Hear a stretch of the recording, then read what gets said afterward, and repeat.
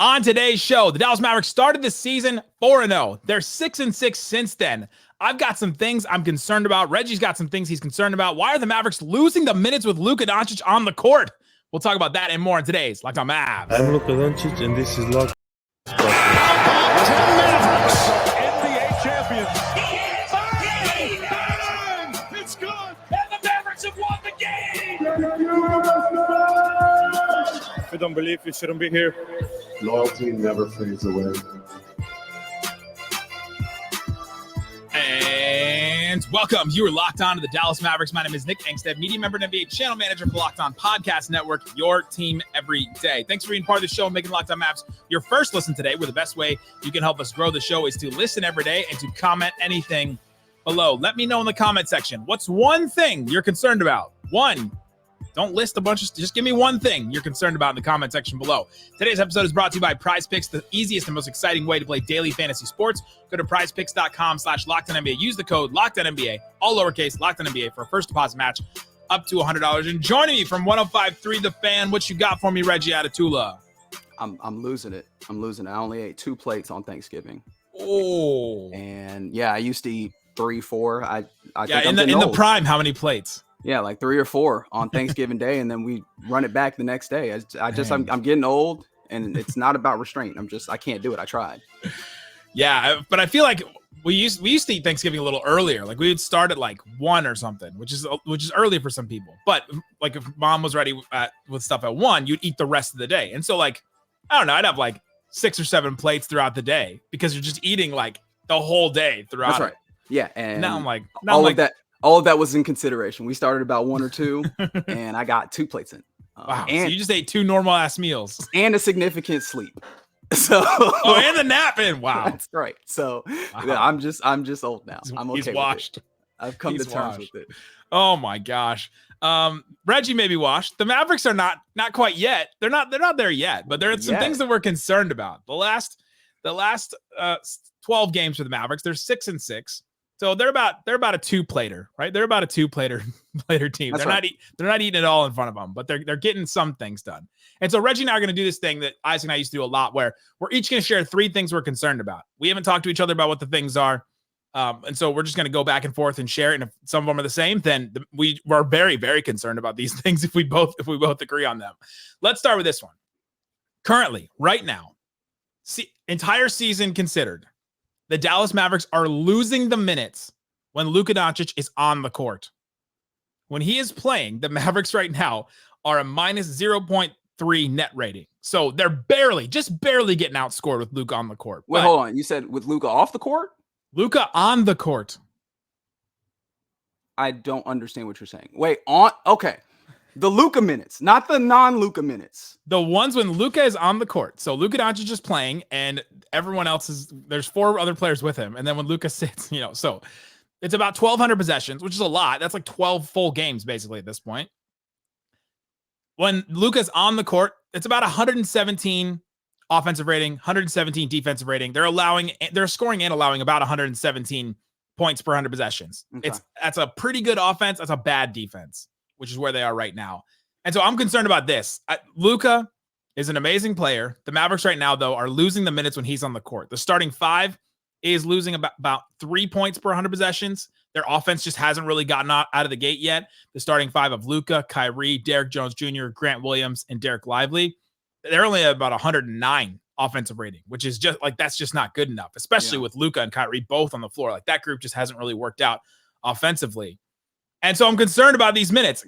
Is this a valid concern? I feel like from your response, it is a valid concern. Yeah. Like, I mean, with the best player on your team and one that for the last 4 years, it feels like been perpetually clamored for to be an MVP candidate. A neutral, net rating there is not what you want, particularly when it comes to the ways in which people have discussed the beginning of this being a soft schedule and those types. No, that is wild to consider. But if you break it down and you talk about it in the ways that you did, right? Pretty good offense, bad defense. That's what we've been talking about, isn't it? And so it does line up with one of the things that I've been concerned about, which is I don't know that even if the execution is right, they can get the defense right. Because I think that's ultimately what ends up making these minutes bad, right? Luka Doncic can create offense. We've seen it time and time again. It's can they play defense behind him? And not only him, now you have Kyrie Irving, who is also a defensive, I think largely we would agree, a defensive liability. And so with that being the case, we're asking a lot of 3 players and in reality, 1 player to try and make up a lot of that. And it feels like there's been a lot of lack of perimeter getting in there. So I do wonder how much of that factors in. Where are you feeling? Because like obviously you have the numbers here, but like when it comes to what is creating that, what are you anticipating? What are you thinking? Is it just the defense in the same way that I think? Yeah, I wouldn't call Kyrie a liability on defense though. He's been a lot better than I expected him to be. Sure. The thing is, you don't want Kyrie to be like putting out a ton of defensive energy. You need him to be there too.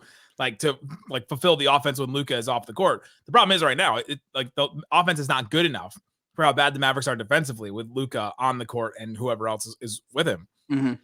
I think the problems stem from, first of all, that starting 5. They just haven't gotten out to good starts. They haven't really clicked fully with that. 109 offensive rating it's just bad. Like that's honestly bad. It's not even bad for the Mavericks. It's like not even bad on the curve that is the Mavericks being one of the top 5 offenses in the NBA. It's bad for like a unit. Sure. So that one they still got to figure out.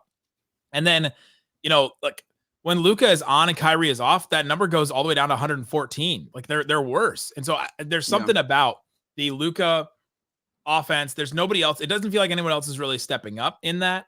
And no one's stepping up defensively at all. Sure. Besides Lively. Lively is we'll talk about Lively in a minute.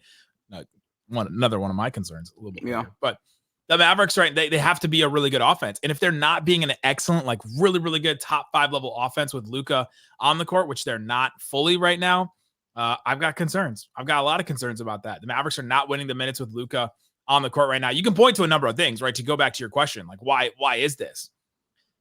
I think the lack of ball movement, I think catches up to them eventually. Yep. And I think it did definitely against the Clippers the other night where, okay, they just go, all right, Luka, you just win your one-on-one matchup. We're going to play the Clippers the way that we've played them. And if they're not going to throw double teams at us, you just win your one-on-one because you can cook everybody on this team. You can cook Zubats, you can cook James Harden, you can cook Westbrook. And then Westbrook was like, I can cook you too. I'll marinate you and I'll season you and I'll put you all up. And so, I mean, 'tis the season, when just make sure you season your food. Yep. And as long as they're just running that, like Grant Williams not touching the ball for like 40 minutes, it feels like he's taking a couple shots. He took his first shot. I think I wrote, he took his first shot in like the 3rd quarter or something like that. And for an offense to really work and to be as excellent as they need it to be, they've got to create other shots besides just Luka and just Kyrie creating their one-on-one stuff. Like it just can't only be on that. And so, yeah, like we can complain about the offense. The defense is still the problem, which we've talked about many times over and over again. Like if the defense was even average, like they would still be winning those minutes, but they're not. Yeah, and I mean that's a whole different thing to talk about. But offensively, I think one of the things as well is I remember vividly, and I believe it was early in the Lakers game, one of the instances where you get the defense to start leaning and the ball does not snap around fast enough to where you allowed the defense to recover. And I think that's part of it. In addition to, I think in the last 5 games, you look at all the shooting percentages. Even Grant Williams is shooting like 31%. Like I don't know how many people are shooting above 34% from deep when it comes down to the last 5 games. And so, I mean, that's arbitrary, line of delineation. But I think it kind of proves the point where you start hot with everybody kind of shooting well. All right, this works. When you don't have that shot making on the outside, it feels like a lot of this is predicated on that outside of just Luka do your thing, which wasn't that was the whole issue over, a couple of years, is that Luka is doing too much by himself and you need other things. You have some semblance of other things around him. It has to work consistently, which is like, is this a team that can do that consistently? Is also because I mean, one of the guys you're depending on to knock down shots is Derrick Jones Jr. Is he a consistent shot maker? That's a question. Grant Williams, I know that he hasn't had that role to be consistently a starter and do that. I think that he's capable of it, but then that's another question. So I think, no, it's a fair thing to be concerned about in my thought, that you're going to have it look like, and you look at any box score and it's going to be 3 guys with most of the points. It's going to be Kyrie, Luka, and Tim Hardaway Jr. I imagine you understand that winning that way is cool, but it needs to spread out a little bit more. Yeah, to your point, last 5 games, by the way, the Mavericks are 1-3, or yeah, they're 2-3, right? In those? One more game. Yeah, last 5 games, they're 2-3 in those. And Luka is shooting just about 32% on 9 threes a game. Tim Hardaway, Or Grant Williams shooting 31%, Josh Green shooting 31%. So like, yeah, they've had some of these guys that have been really good to start the year kind of really cool off in this. And so that definitely affects the offense too. And so one thing I'm concerned about, the Mavericks are losing the minutes when Luka's on the court. Something to watch. It's, there's still tons of game in front of us. There's still a lot of time for the Mavericks to fix some of that kind of stuff. They've had just some really bad games where they've just gotten destroyed. And so like those are going to skew these numbers a lot. So they haven't gotten, and when the Mavericks are winning games and dominating games, he doesn't play, right? Like they sit him out at the end of the fourth quarter. Right. So this tends to be more negative than it is positive in some of these. So definitely something to watch, and we'll continue to watch it here on Locked On Mavs. But coming up, a couple more things we're concerned about, including why does the Mavericks defense fall off a cliff so far when Dereck Lively sits? We'll talk about that and more coming up. Today's episode brought to you by Prize Picks. Prize Picks is daily fantasy made easy. Go to Prize Picks, see what's available for you, and you can pick 2 to 6 players and more or less on the projections for a player. And you can pick NFL, NBA. You can pick NFL like yards, touchdowns scored, yards receiving, all kinds of stuff. Right now, they've got one for Monday Night Football. I can pick Justin Fields, 196.5 passing yards. I don't know why. If I start betting on if I start putting money down on the Bears, it's maybe a thing I need to reconsider. But you can do it if you want. If you are a Bears fan out there, you can do that. I'm going to say less on Justin Fields. Josh Dobbs, 237.5 passing yards. Give me more on that one. If I just do those two, let's say I want to watch that game and I want to have some fun with it, I put down $20, I can win 60. If I put down $100 on it, I can win 300 on the power play. So go check it out, see what's available. They also have a reboot policy where they'll reboot one of your players if they get injured in the first half. Go to prizepicks.com/LockedOnNBA. Use the code LockedOnNBA for our first deposit match up to $100. Again, prizepicks.com/LockedOnNBA.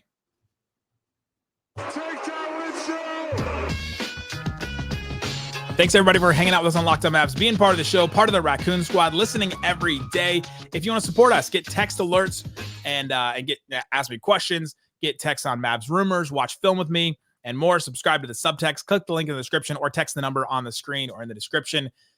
Subscribe, and it'll help support the show. All right, Reggie, let's get into some more things we're concerned about. Give me one of your things you're concerned about. I think I started talking about a little bit. I believe so.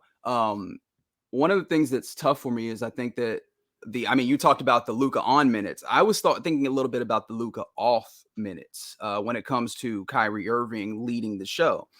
And it's a question that I have more than anything is I wonder how good this second unit or whatever is, like the depth of this team, because you have, we know that the big room is, kind of light, the wing room ends up being a little light, and you have a ton of guards. And so you end up being smaller once you take Luka off the court. And the thing about Kyrie I always talk about is he's like an incredible shot maker and like one of the best I've ever seen. And one of the reasons why that is because like he gets a chance and he displays that a ton because he takes difficult shots.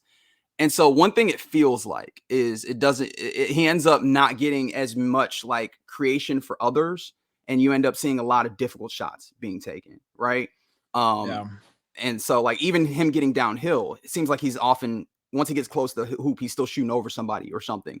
And so one of the things I'm concerned about is just kind of like the diet of shots, particularly when it comes to the second team. Even if they're getting up and they're running, it still feels like sometimes they're getting a lot of difficult shots. They're working, though. I'm just going to say that their offensive rating when Luka is off and Kyrie is on is like 127.9, which is just insane. It's out there. But I think there's some reasons for it. Like, it just doesn't look the same because they move the ball around a little bit more. And I know that there are some Kyrie stands out there that have been real big on the Mavericks aren't using Kyrie right. They're not letting him cook. They're not letting, and it's some of the stuff that you're seeing is that they're seeing that he's starting off the ball a lot and he's allowing them to move the ball around, allowing other guys like Tim Hardaway and Josh Green and Exum and other guys to start the ball so that other guys can touch it. That's the big difference between the Luka offense and the Kyrie offense right now is that the Luka offense gets a little stagnant. And so if Luka's not 100% killing on all cylinders, shooting 30% or so from three the last couple of games, then all of a sudden it bogs down a little bit more than it would. The problem with the Kyrie minutes right now and like Luka off is the defense then falls out. Sure. Because they don't play Kyrie and Dereck Lively as much as they play Luka and Dereck Lively with Kyrie off the court. And so like Kyrie's out there with, these really small lineups with Tim and Josh Green and Dwight Powell and maybe Grant Williams, maybe Derrick Jones Jr., but that's it. And they're really not they're not putting out their best defensive lines because they do have all these guards and trying to figure out what to do with them. And so that's where the Kyrie minutes have actually been positive, which is kind of wild. That's been a swing from the beginning of the season. Well, I mean, look, I'm willing to absolutely be good with that. I think really the thing is just like, I look at the shots, the shot profile feels tough, but look, man, if the shots are going down, ultimately that works. And that's been Kyrie's whole career. If the shots go down, and the shots have for the most part. So it's just, again, one of those things where it looks different, but I guess also the defense filtering in maybe makes me feel a little some type of way about it. Well, they're not getting anything at the rim. They're shooting like 29% of their shots at the rim when Kyrie is on and Luka is off. Right. They're taking like 40% of their shots from threes. They're getting a bunch of jumpers, like you say. And so right now they're going down and it's going well. There you go. Look, I mean, I honestly always advocate for like getting downhill and getting like rim pressure, which there is some level of rim pressure, but there's not like finishing at the rim nearly as much. Because that's the type of stuff that sustains through, the cold stretches of shooting, which you've seen over the last 5 games. And so that's the thing that continues, that I guess I've continued to kind of keep my eye on. But I guess, again, the numbers are in a place where I don't know if I need to be concerned about it, but it's a thing that I guess one of the things that I realized is like I watch NBA TV and see old games and realize just how different the game is. And I think that might be one of those kind of old holdovers in my head where I'm like, I need you to get to the rim and do more of that. The thing about numbers, and like I bring up a ton of numbers, I know this on the show, and I tend to like lean on them too much sometimes, is that the numbers can lie to you sometimes, because just because their offensive rating is incredible right now doesn't mean, like right now, Kyrie on and Luka off, 128 offensive rating. Incredible, insane. That's right. Luka on, Kyrie off, 114. Good, but not like great offensive rating. Does that mean that Kyrie is like the best offensive player and Luka is not, right? Like I think clearly it does. It could be the difference between some threes going down or not. And so if it doesn't look right to you, then, it doesn't, just because the numbers say that, hey, it's going well right now, then if the shot profile is not there, then, hey, it could turn. The beginning of the season, it wasn't working out. And now it is a little bit more. It's different. They also play these all like all guards together sometimes with those lineups. And so then it's just like, okay, well now everybody can get a shot off. Right. And so then the offense, of course, is going to be good, but the defense has been lacking. Before we move on to talk about Derek Lively, I've got to ask. Yes. This is not one thing I wrote down. I thought about it in several different ways and couldn't come up with a full one, but that feels like all of my. Is it time to be concerned about Jason Kidd? When do you decide, all right, I'm concerned about Jason Kidd and the direction he's taking this team? That's a great question. That, funny enough, I think I started the Jason Kidd tenure with that question consistently, right? Like, all right, let's do that. And I think I just kind of got comfortable with like, he is here and it is what it is. And maybe it's, maybe it's just the Western Conference final run gave him a level of validity where you just go, all right, cool. Like, even though he says crazy things in the post game sometimes or whatever, like, all right, cool, we'll rock with this. He says what? I'm not playing. I'm watching, just like you guys. Yeah, stuff like that that lets the Raccoon Squad get after him. But no, I have not thought about that. And I think it's a really good question. At any given time, the question is not, should you fire this coach? Is why should this coach remain? And so I do think that there's worthwhile like questions to be asked in that regard. And I'm not certain. Like my answer is I don't know. But it's something that, now that you bring it up, it's a good question. I probably need to be like framing more things in that context. I think as of right now, if you're just looking at the basketball, which most fans do, they just look at the basketball side and just say, all right, well, he's not bringing enough to the basketball side of things. Then he's got to go.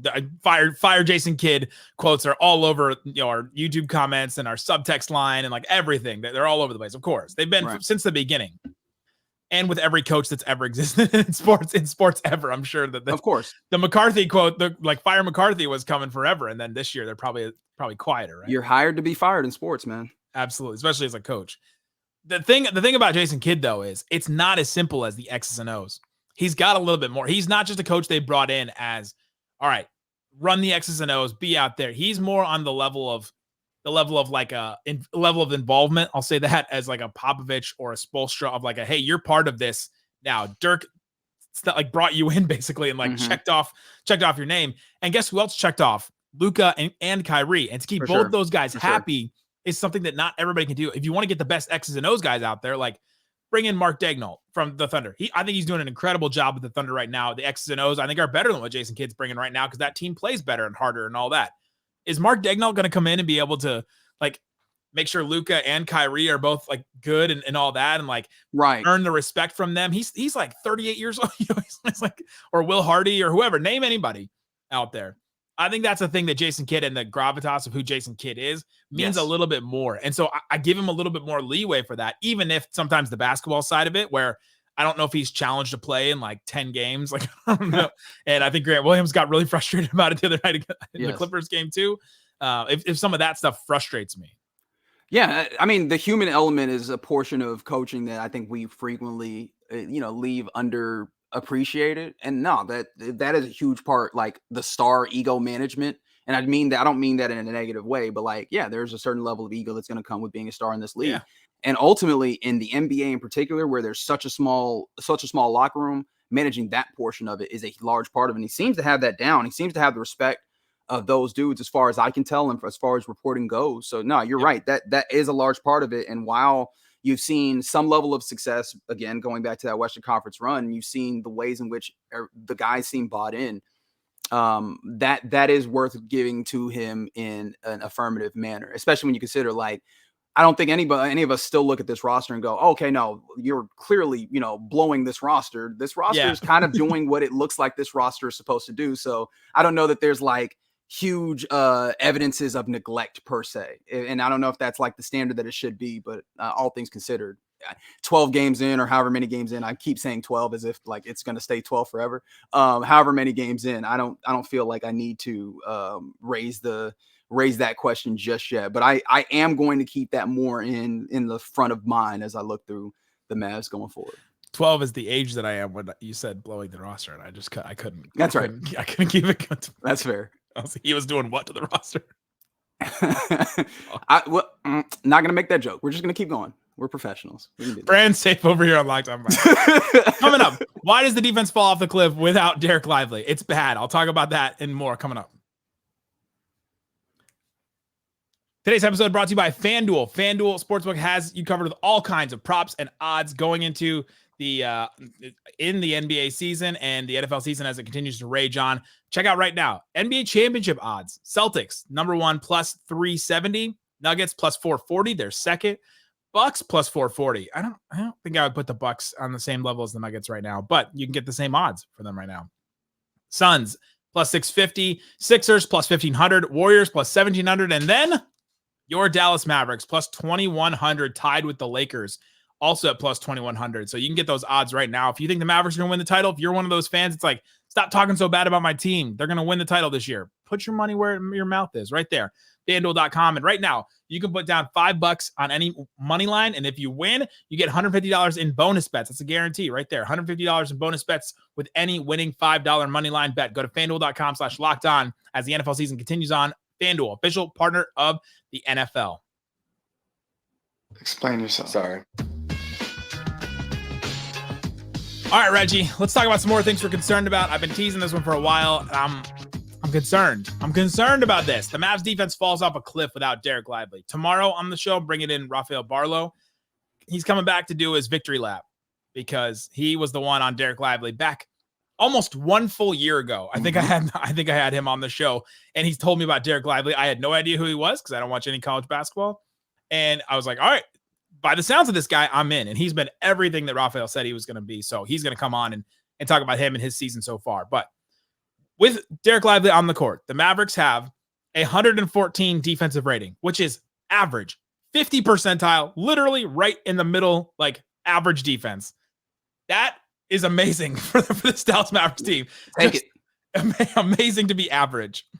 When he sits, the Mavericks give up 121 points per 100 possessions, which is the 12th percentile, which is garbage, poo-poo, awful, terrible. Well, Nick, that's just because Maxi Cleve was hurt. Don't worry, he'll be back and he'll fix it all. I wish that was the case.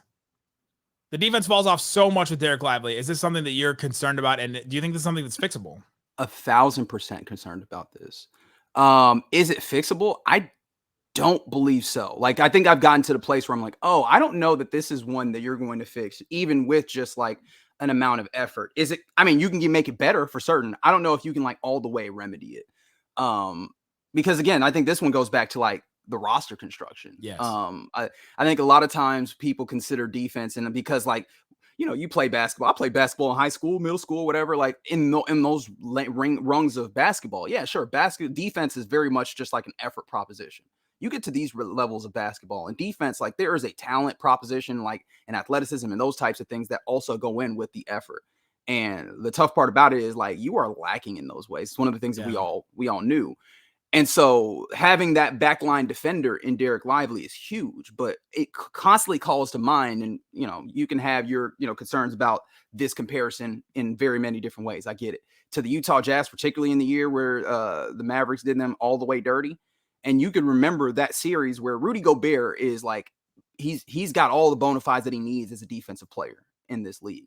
All them cats on the perimeter, Donovan Mitchell and everybody, they were playing Ole defense, and you saw just how far that gets you when you have guys just bombarding a good defensive center consistently. It's just like, it's not going to go far enough. It'll do a little bit of something. It's not going to go far enough. And if you are simply anticipating, even if Derek Lively becomes Tyson Chandler by the end of the year, that is not good enough defensively. That is not going to be enough. There needs to be more around him. And the tough part about that is like, you're not seeing them communicate on defense. You're seeing defensive lapses. You're not seeing the rotations be tight. And if those get better, that it gets better. But I still don't even know if that's like good enough, because against the better teams, one of the things that I noticed is even with Derek Lively on the court, they're getting to the heart of the defense, and then they're sidestepping, they're dancing around, and they're dropping off passes into the dunker spot, and they are beating you to the rack.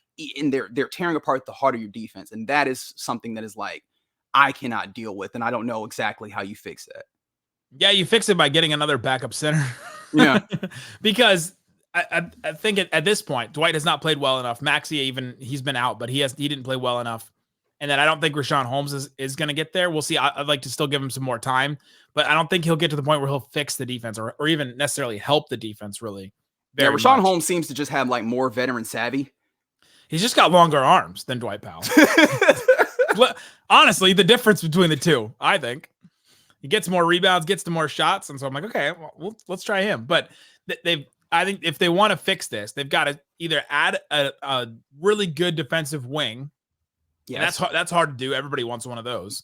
Correct. Or change your backup center so that you can kind of run the same thing with Lively in or with somebody else in.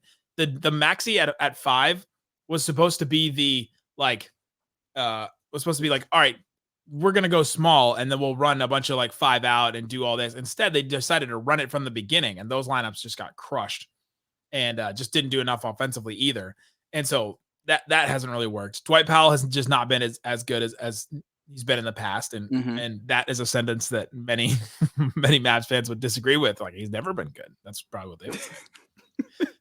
It's just bad. It's just bad when Lively is off. And I think it's really bad when the Mavericks are relying this much on a rookie center to be this good. And some of it is like, they're not putting too much on his shoulders even. I think that his role is still in the right thing. So I don't think it's bad that they're putting this on Lively.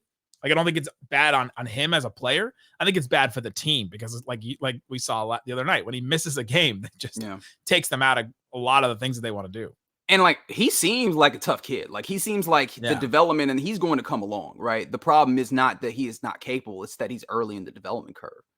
And so there's only so much you can ask of him. And I think going back to like that Rudy Gobert comparison, even if you get to the high ends of that, there's only so much that you can reasonably expect 1 out of 5 players to do to make up for the rest of them. And so that then comes back to the level of effort and connectedness that you get. And that is hopefully with this level of roster, if you get that level of connectedness, you can get yourself somewhere close to average, all things considered. But the thing that you notice is that that's just not there right now. And I don't know what you attribute that to. Maybe you could say they just haven't had enough time together. All right, I guess. But when that guy is already your vocal leader defensively as well, I have questions, because you have a lot of guys that have played in this league. Yeah. I'll say at least it's good when he plays, right? Yes. At least there are no answers. The answer is Lively plays more. He gets in less foul trouble. He gets to be played more minutes. Like, they, rely on him a little bit more and put a little bit more on his plate, just a little bit more. His role's still going to be the same. So I'm not worried about that even. Go look at the Pacers right now with Miles Turner on the court. They have 121 defensive rating. So like they're Gross. terrible even when he's on the court. Like they just don't have an answer for it at all. I have not watched enough Pacers game. It just seems like that game is entirely up and down. But they and who was it? Them and the other team they were playing against 310 points total. Who was that? Was that the Knicks? There's no way that was the Knicks. All-star game, basically. That was what we just watched. Also, how much of that is just like your second team is a bunch of guys who are not It's like bad, yeah. I mean, you're putting in Jaden Hardy. I mean, Josh Green obviously defensively can do a little something, but especially if he's having to guard up, then it makes it a little difficult on him and those types of things. So that game was Atlanta, by the way, 157 to 152. Oh, yes. That's so many points. Insane. So I'll say I'm concerned about the Mavericks that their defense falls off a cliff without Lively, but overall the Lively thing has been great, and we'll talk about it tomorrow with Raphael. He'll get to do his victory lap, and we'll talk about what he's brought and anybody else he's scouting out there. He's been all over the world, so we'll talk about all that. Let's add some more to this. And go check out Reggie Adetula on 105.3 The Fan. How many times you on this week? 4 times this week. Cowboys game on Thursday. Get right. Go get right. 7 p.m. to 11 p.m. Go get right on 105.3 The Fan with Reggie. Guys, thanks so much for listening to Locked On Mavs. Peace out. Boom.